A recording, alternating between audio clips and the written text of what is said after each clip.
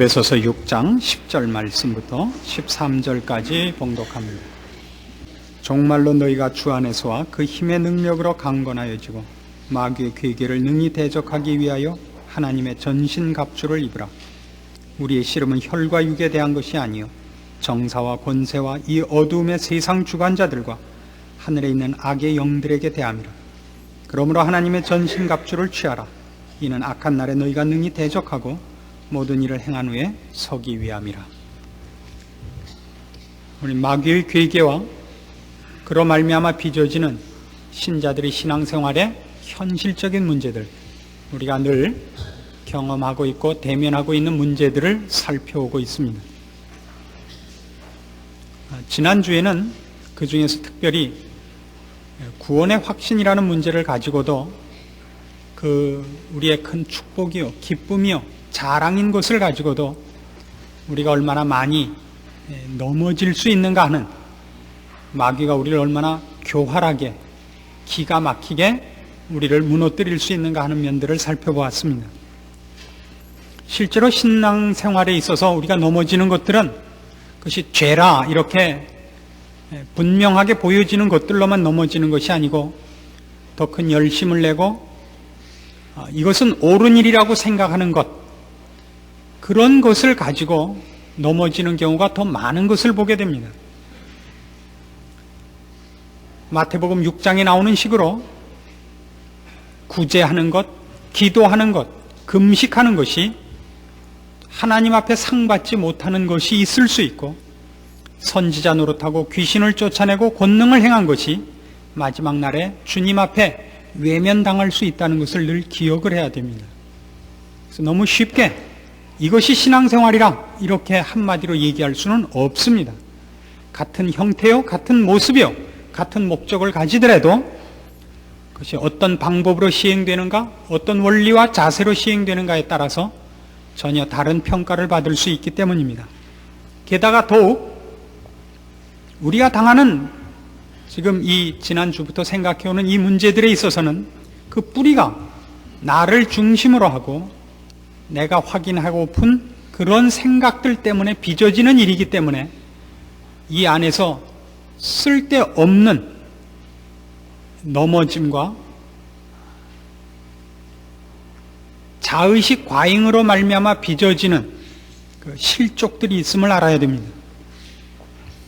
오늘 생각해 보려는 우리가 마귀의 괴계에 걸려 넘어지는 현실 생활에서 많이 나타나는 실족들 중에는 어떤 것이 있느냐 하면요, 자기의 지은 죄에 너무 집착하여 넘어지는 문제가 있음을 지적하려고 합니다. 지금 당장 짓는 죄라면 회개하고 또 회개하고 회개해야죠. 그러나 그것이 하나님 앞에 씻음을 받는다는 것도 또한 알아야 됩니다.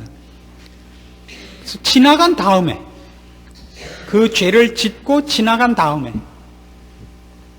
예전에 자기가 지었던 죄가 무엇인가가 다시 생각이 나고 그 죄로 말미암아 다시는 주님 앞에 고개를 들지 못할 것 같고 신앙생활을 제대로 하지 못할 것 같은 좌절감에서 헤어나지 못하는 것, 이것이 커다란 현실적인 실족 중에 하나입니다. 말하자면 우리는 이런 생각이 드는 겁니다. 그 죄를 지을 당시에는 그 죄에 대해서 그렇게 크게 생각지 않았는데 이제 와서 생각하니까 그 죄가 너무나 싫은, 악몽 같은, 회고하기 싫은, 그리고 고칠 수 없는 것이 되어버렸단 말입니다. 그것이 지금 있는 일이라면, 지금 벌어지는 일이라면 그것을 보상을 하거나 어떻게 그 값을 치를 때인데 지나가 버렸어요. 역사를 바꿀 방법이 없습니다. 지금 무슨 선한 일을 하고 무슨 잘난 일을 해도 그때 그 내가 저지른 죄를 생각을 하기만 하면 갑자기 다시 부끄러워지고 내가 싫어지고 그리고 갑자기 모든 용기가 사라지는 것입니다. 혹 남이 그걸 알면 어떻게 할까 두렵기도 하고 어떤 의미에서는 그걸 다 까발기고 나는 이런 나쁜 사람이니까 여러분들 나를 나쁜 사람으로 알아주십시오라고 신문에 광고를 내는 게 나을까? 그래서 아예 처참한 자리에서부터 새로 시작하는 게 어떨까? 그런 생각이 난단 말이에요. 그래서 여러분은 지금 제가 제시한 이 문제를 가지고 여러분들도 어떤 답을 내리고 계실지 모르겠습니다만, 여러분이 그런 어떤 남이 모르는 비밀스러운 죄가 있는데 그 죄로 인하여 여러분이 전전긍긍하고 있다면 그 죄를 어떤 방법으로 씻는 것이 제일 좋다고 생각하십니까?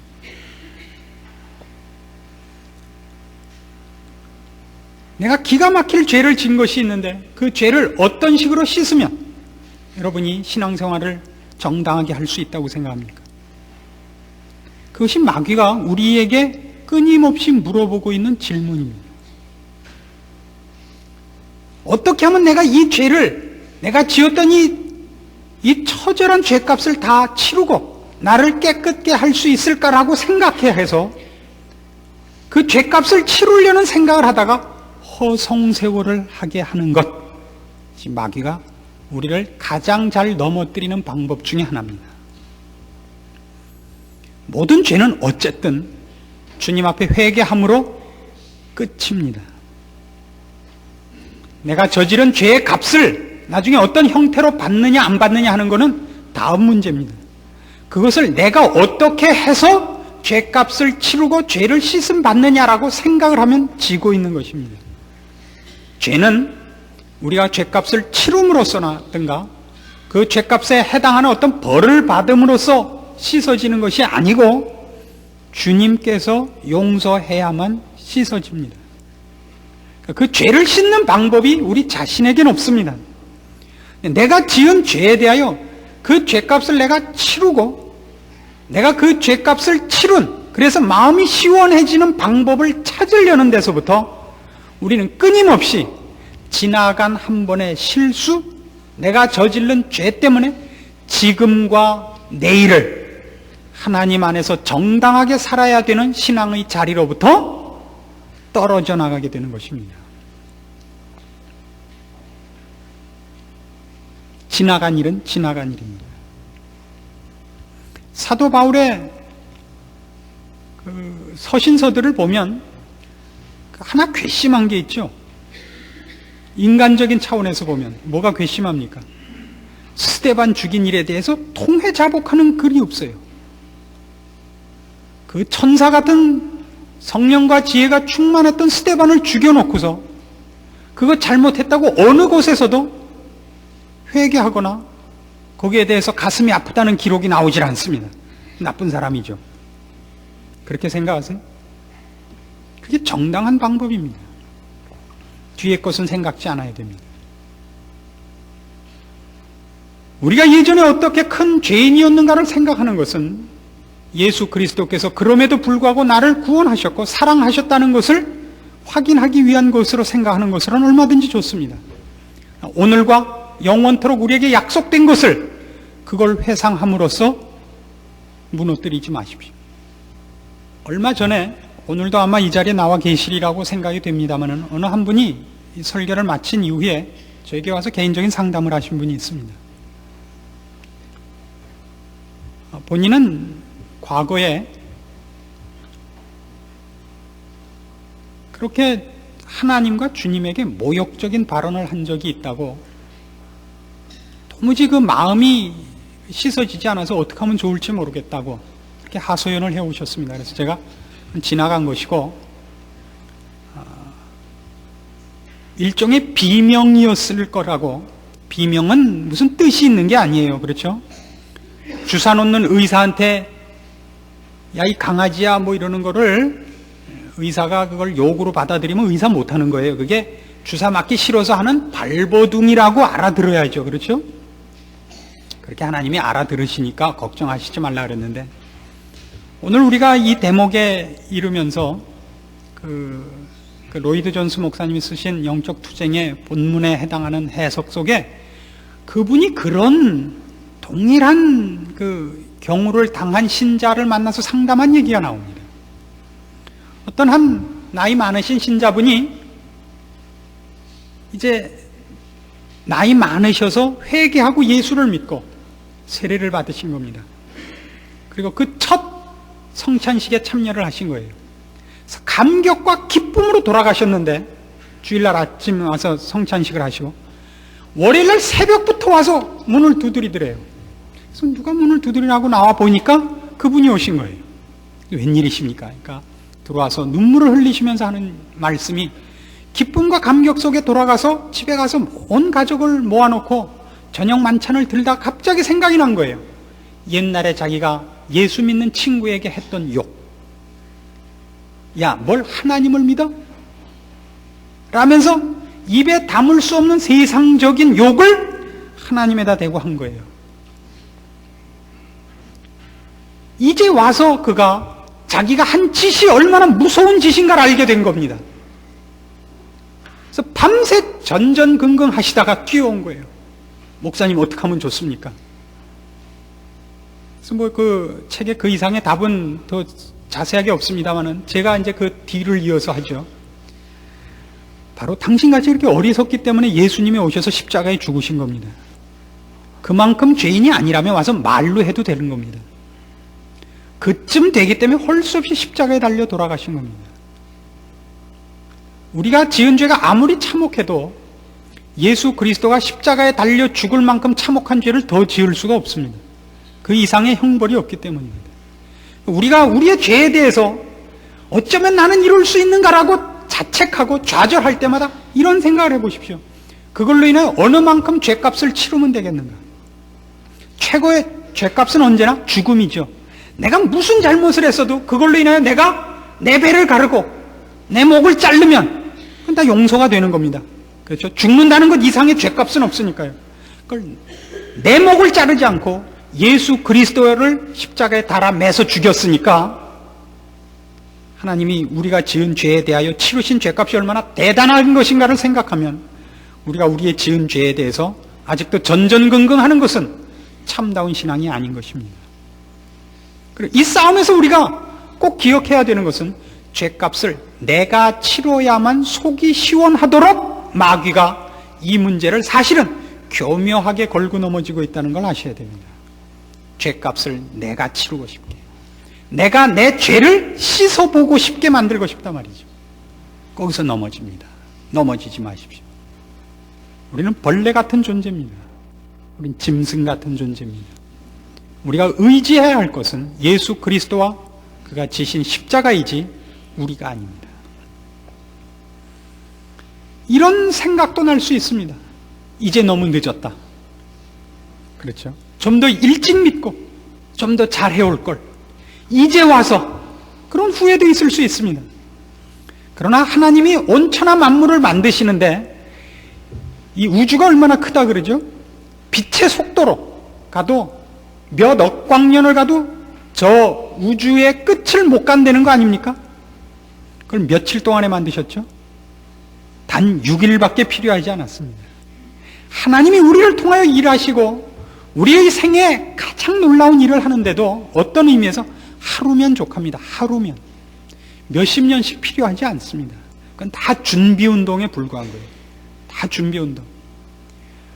우리나라 축구의 고질적인 약점이 뭔가요? 골문 앞까지 잘 가고 골키퍼한테 공 주고 오는 거 아닙니까? 스트라이커라는 게 뭐죠? 골문 앞에 허수아비 같이 서 있다가 볼 지나갈 때 발 한번 갖다 대는 거 아닙니까? 머리를 대든가 또 엉덩이를 대든가 어깨를 대든가 뭘 대서라도 공이 골대 앞으로 들어가게 하는 사람을 축구를 잘한다 그러는 겁니다. 그걸 처음부터 끝까지 공만 쫓아다니는 사람은 뭐라 그러죠? 뭐라 그래요? 달리기 선수 하지 왜 축구하나 그러죠? 열심히 뛰는데 공 한 번 못 만지는 사람 있고 한 번도 안 뛰는데 결정적일 때 다리 한 번 뻗쳐갖고 공 넣는 사람이 있습니다. 신앙생활이라는 것이 우리의 열심과 우리의 각오로 평생을 주를 쫓아다니는 것으로 전부 되는 것이 아니라 주님께서 나를 들어 쓰시는 것으로 판가름이 납니다. 전 제일 재밌는 인물이 예수님 돌아가실 때 같이 십자가상에 옆에 있었던 그 강도라고 생각해요. 온 생애를 순 나쁜 짓만 하다가 마지막 죽는 순간 폼나는 말 한마디 해가지고 오고 오는 모든 시대에 모든 영혼들 앞에 희망을 불러일으키고 있는 겁니다. 나도 구원받았다. 얼마나 큰 힘이 됩니까? 그렇죠? 구원 얻는데 몇 초 필요하던가요? 한 3초? 주여 나를 기억하소서. 주여 나를 기억하소서. 저 같은 스피드로 한 2초밖에 안 걸려요. 그걸로 충분히 구원 얻었을 뿐만 아니라 틀림없이 그의 상급은 그걸 겁니다. 그걸로 인하여 얼마나 많은 사람들이 구원을 얻었으며 주님 앞에 돌아올 용기를 얻게 되었었는가. 그의 상급이 될 거라고 믿습니다. 우리는 지금 이 앞에 있는 얘기들, 이 자기의 죄에 너무 집착하고 죄를 스스로 씻고 싶어하는 이 문제의 뿌리를 더듬어 볼 필요가 있습니다. 왜 이런 유혹에 걸리고 이런 시험에 우리가 이렇게 잘 넘어질까요? 가장 큰 문제는 뭐냐면 우리의 신앙이 우리의 느낌에 너무 많이 좌우되고 있기 때문입니다. 우리의 느낌에 너무 많이 좌우되고 있다고. 그래서 신자들이 가장 당황하고 있는 문제가 보통 어떤 것들이냐면요, 이런 죄에 집착하는 이런 문제가 다른 형태로 발전을 하면 기쁨과 감격이 쇠퇴하는 데 대해서도 당황하곤 합니다. 그래서 우리가 알고 있는 몇 가지 성경 구절들을 동원해서 내가 첫사랑을 버린 것이 아닐까, 이런 생각을 하게 되는 겁니다. 내가 첫사랑을 버린 것이 아닐까. 늘 말씀드리지만 여러분의 아내나 여러분의 남편에게 당신을 사랑합니다, 이 말 언제까지 하죠? 결혼하고 나서도 그 말 한 적 있어요? 결혼하고 나서 남편이 갑자기 아내 보고 나 당신 사랑해 이러면 분명히 어디 작은 덱을 하나 뒀거나 뭐 캥기는 일이 있어서 와서 그러는 것이지, 맨정신 갖고는 그럴 이유가 없는 거예요. 왜 그렇죠? 그건 너무나 당연한 거예요. 그건 말로 그 말을 하면 이 사람 아닌 거예요. 언제만 그 말을 하냐면 결혼하기 전에 꼬실 때만 그 말 하는 거죠. 난 당신에 대해서 다른 여타 사람들과는 다른 마음을 갖고 있는 사람이고 그 사람들과는 다른 결심을 갖고 있는 사람이다, 이걸 표현하기 위해서 당신을 사랑합니다, 나와 결혼해 주시겠습니까, 이러는 것이지, 결혼한 마당에서 난 당신을 사랑해, 이건 아주 심각한 거예요. 그건 나쁜 고백입니다. 그걸 말을 해야 된다는 건 참 나쁜 겁니다. 그건 무슨 얘기냐 하면 기쁨이나 감격이라는 것이 모아져 있고 손에 들고 볼 수 있는 형태로 있는 것은 훨씬 작은 겁니다. 우리가 예전에 저희 학교 다닐 때는 1년에 그죠, 불고기 한 번 먹기 바빴어요. 정확히 따지면 3년에 한 번 먹었어요. 입학식 때, 졸업식 때. 그때 불고기 한 번 먹었어요. 그러니까 요새같이 무슨 연한 걸로 주세요 뭐 이런 말은 그때 없었어요. 그때는 오직 하나의 요구가 있다면 많이 주세요. 좀 많이 주세요. 사이다를 시켜도 사이다 2병 갖다 줘요 그러면서 불러다가 좀 많이 든 걸로 갖다 주세요. 이게 그때 유일한 요구였지만 맛있고 맛없고라는 건 없었습니다. 그렇죠? 그래서 그때 뭘 외우고 있었냐 하면 불고기 먹은 날을 기억하고 있습니다. 그렇죠? 지금 고기 먹은 날 기억할 수 있습니까? 요즘 신방을 해보면 제일 재밌는 게 뭔지 아세요? 신방하고 식사하면서 이제 그런 얘기가 나와요. 식사할 때 음식 얘기를 하는 거예요. 그건 예의범절입니다. 식사할 때 다른 얘기하면 입맛 버리니까 무슨 음식이 맛있는가를 얘기하면 모두 이구동성으로 그래요. 역시 된장찌개가 제일 맛있다 이거예요. 이게 무슨 뜻이죠? 고기는 아무 때나 먹을 수 있다는 말이에요. 그러니까 된장찌개가 맛있는 거예요. 개운하니까. 고기를 먹고 싶을 때 못 먹으면요, 고기가 제일 맛있어요. 그래도 고기가 맛있죠. 고기로는요, 고기는 구워도 맛있고 삶아도 맛있고 쪄도 맛있고, 그건 소고기도 맛있고 돼지고기도 맛있고 닭고기도 맛있어요. 그건 그냥 재료가 어떻게 돼도 맛있는 겁니다. 재료 자체가 좋기 때문에. 나 된장찌개라는 건 참 잘 끓여야 돼요. 그렇죠? 호박잎을 삶으려면 어지간한 기술로는 못하는 겁니다. 오죽하면 호박잎을 먹었겠어요 우리가. 그러다 먹는 불고기는 기억하는 법입니다. 기쁨과 감격이라는 걸 여러분이 속으면 안 됩니다. 기쁨과 감격이 언제 제일 크냐 하면요, 나의 인생의 방향과 결심이 중대한 방향 전환을 할 때 크게 옵니다. 그때 그때가 제일 커요. 그래야만 방향 전환을 하기 때문에. 죄 짓던 자리로부터 성결한 자리로, 게을렀던 자리에서 열심을 내는 자리로, 아주 대표적인 건 안 믿던 자리에서 믿는 자리로 가는 그 계기가 되고, 내가 가던 방향을 급격히 꺾어서는 그 지점에는 감격과 기쁨이 놀랍습니다. 그렇지 않아서는 안 변하니까. 아시겠습니까? 일단 방향이 전환된 다음에는 그 다음에 가는 거는 가는지 마는지 쉽게 가는 법입니다.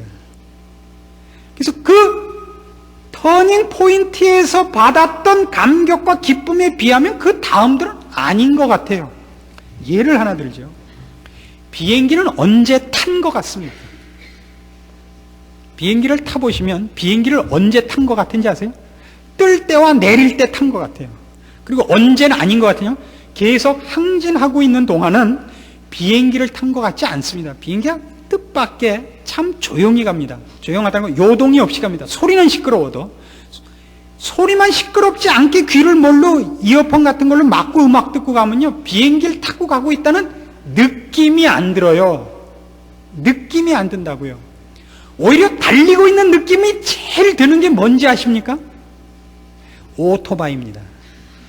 왜 그렇죠? 가는 동안에 바람 저항이 그대로 오니까, 외부가 막혀 있지 않기 때문에. 자동차는 밑에 도로에 그 충격이 전달되기 때문에 또 달리는 감이 있습니다. 비행기는 훨씬 감이 없습니다. 느낌이 없어요. 그래서 그게 느낌이 없기 때문에 한번 문 열고 나가보시면 심각한 결과가 초래되는 겁니다. 이거 속지 마십시오. 이 부분을 신자들이 제일 많이 당황합니다. 자동차를 말하자면 타고 갈 때도요, 가속도가 붙으면 가속이 붙는 동안은 변화의 느낌이 있지만 같은 속도로 계속 가면 스피드에 대해서 감이 떨어집니다.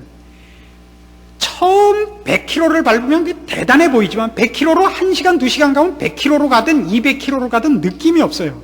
그래서 자동차의 무서운 점은 타면 탈수록 속도를 더 내고 싶어요. 왜요? 처음에 100km 낸 감이 없어지기 때문에. 빠른 걸 탔는데 빠른 느낌이 안 들어오면 빠른 걸 탄 효과가 없잖아요. 그래서 점점 어떤 차를 사게 되냐면 외양이 멋있는 차를 고르지 않고 앞으로 두고 보십시오. 점점 성능이 좋은 차를 요구하게 됩니다. 그래서 밟으면 200km, 300km 가는 걸 타고 싶은 거예요.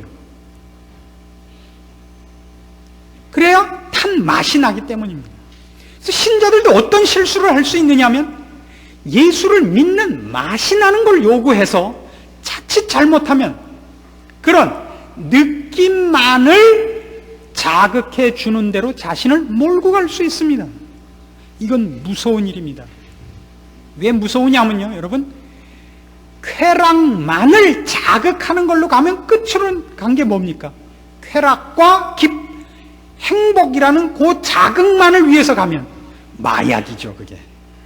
그게 마약 아닙니까? 신앙에 있어서도 우리가 꼭 조심해야 되는 것은 느낌에 붙잡혀서 나를 확인하지 않아야 됩니다. 느낌으로 나를 판단 내리거나 나를 만족하거나 불만해서는 안 됩니다. 확인을 해보는 정당한 근거들과 생각, 사고력이 있어야 됩니다. 그래서 여러분이 혹시 나는 예수 믿는 것 같지 않고 기쁨이 없어졌다라고 생각이 드시거든 왜 그런가라고 본인에게 물어보십시오. 나는 무엇 때문에 지금 불행한가? 나는 무엇 때문에 지금 기쁨이 없는가? 이렇게 물어보십시오. 그 기쁨이 없어진 이유를 살펴보십시오. 그거를 무엇을 잘못해서 기쁨이 없어졌는가가 아니라 내가 정말 기쁨이 없는가를 보라 말이죠. 이런 거랑 똑같습니다. 자족할 줄 알아야 됩니다. 옆집에 누구누구는 다이아몬드 3카라트짜리를 선물로 받았대요. 당신은 나한테 결혼 13년 동안에 구리반지라도 한번 해준 적 있어요? 그럼 지금 손가락에 끼고 있는 건 뭐야? 이건 다른 사람이 사준 거죠. 다른 사람 누구? 친구가 결혼 기념일날 사준 거고 당신이 사준 건 구리반지도 없다 이거예요. 결혼할 때 사준 다이아 반지는 책 산다고 팔아먹었잖아요. 뭐 얘기하다 보니까 저희 집 얘기 같이 됐는데 잘 생각해 보세요. 왜 다이아 반지를 사주죠? 다이아 반지를 제일 많이 선물 받은 사람이 누굽니까? 엘리자베스 테일러예요. 누구한테 제일 많이 받았냐면 리차드 버튼한테 많이 받았어요. 별걸 다 알아서 죄송합니다만. 왜 사주고 왜 받았느냐면 둘이 더 이상 인격과 사랑으로서 묶여 있을 수 없었기 때문에 리차드 버튼이 때때로 다이아 반지 사갖고 그를 붙잡아 놨습니다. 더 이상 사줄 게 없게 되자 헤어지고 말았어요. 누가 갑자기 다이아 반지를 사주면 아까도 얘기한 것 같이 남편이 혹시 딴 살림을 차리지 않았나 이렇게 의심을 하셔야 됩니다. 행복이 그런 것으로밖에 확인되지 않는다는 건 상당히 불행한 겁니다. 그것이 행복한 일의 결과로서 나온 것이냐, 행복을 만드는 유일한 방법이냐 이렇게 물어보시라고요. 여러분이 불행하다고 느낄 때 뭘 찾아보셔야 되냐면 나의 행복은 다이아 반지가 생기는 것으로만 행복이 유지되느냐, 다른 행복이 있고 그 결실이 다이아 반지냐 이렇게 물어보시란 말이에요. 우리의 기쁨은 내 안에서부터 기쁨이 용서슴 치는 것으로서 기쁨이 아니라 주께서 나를 사랑하시고 내가 주 안에 있고 내 인생이 주의 손에 있는 것이기 때문이다가 있고 그 결과로서 주께서 나에게 기쁜 일들을 줬다. 그래서 그것이 손 안에 들어진 것이 뭐 애들이 공부 잘하고 이번에 좋은 학교 붙고 하는 것이 그 결실로서 되어진 것이다 할 땐 그 기쁨을 얼마든지 자랑할 수 있는 겁니다. 그러나 애가 붙어야만 기쁨이 되고 애가 떨어지면 불행이 되고 하는 거라면 우리는 문제가 있는 거예요. 내가 건강하면 행복하고 내가 병약해지면 불행해지고 이건 아닙니다. 그건 어떤 차이를 가져오냐면 주님께 원망이 가는 걸 보면 금방 알 수 있습니다. 여러분의 신앙생활이 행복하냐 불행하냐는 뭘로 확인하셔야 되냐면 주님께 감사가 있느냐 주님께 원망이 있느냐를 가지고 판단해 보면 제일 정확히 판정이 나옵니다. 주님께 감사할 것이 있는 이유는 주께서 나에게 해주신 것이 무엇인가를 제대로 알고 있다면 감사하지 않을 수 없습니다. 원망하는 것은 주께서 해주시는 것 이외의 것, 내가 요구하는 것만으로 고함을 치기 시작하면 주님께 원망밖에 돌릴 게 없습니다. 그래서 우리가 확인해야 되는 건 이겁니다. 나의 기분이 나를 붙잡고 있는 것으로서 여러분의 신앙의 기초가 되어 있지 않기를 조심해야 됩니다. 어저께나 오늘이나 영원토록 동일하신 분 누구죠? 예수 그리스도가 나의 신앙과 운명과 행복의 변함없는 근거자라면 우리는 불행할 일도 없고 좌절할 일도 없고 근심할 일이 없습니다. 나의 느낌과 기분 때문에 오늘 승리해야 하고 오늘 주님 안에서 마땅히 정진해야 되는 신앙의 훈련들이 나의 불행, 나의 불안, 불만, 근심, 걱정 여기에 매어 달려서 하루를 허비하는 일이 없게 하시라 말입니다. 마귀는 우리 주 예수 그리스도 안에 있는 하나님의 사랑에서 우리를 끊을 수 없습니다. 무엇만은 방해할 수 있느냐 하면 주 안에서 오늘 누려야 하는 승리, 감격, 자랑, 기쁨을 빼앗아갈 수가 있습니다. 감사치 못하게 하고 찬송하지 못하게 하며 신앙의 모험을 시작하지 못하게 합니다. 무엇을 하느라고요? 나를 들여다보느라고. 내 안에 있는 불안의 그림자를 쫓아내고 내 안에 있는 자책감을 쫓아내는 싸움을 하느라고 오늘 하나님께서 나를 통하여 이루시기를 기뻐하시고 우리 입술에 두신 찬송을 부를 틈을 못 갖게 한단 말입니다. 우리의 감사와 기쁨을 뺏을 자가 없습니다. 언제나 내가 누구며 내 장래와 운명이 어떻게 될 것인가를 우리는 무엇을 가지고 확인을 하느냐 하면 나를 가지고 확인하지 않고 예수 그리스도와 십자가를 가지고 확인합니다. 내가 먼저 주를 사랑한 것이 아니라 주께서 나를 먼저 사랑하셨다. 나를 사랑하시는 이는 변개치 아니하시며 시건치 아니하신다. 우리가 아직 죄인 되었을 때 그리스도께서 우리를 위하여 죽으심으로 아버지께서 우리에 대한 자기의 사랑을 확증하셨다. 아버지께서 우리를 위하시면 누가 우리를 대적하리요? 이런 사도 바울의 고백들이 바로 우리 신앙의 근거들인 것입니다. 우리는 실수합니다. 우리는 연약합니다.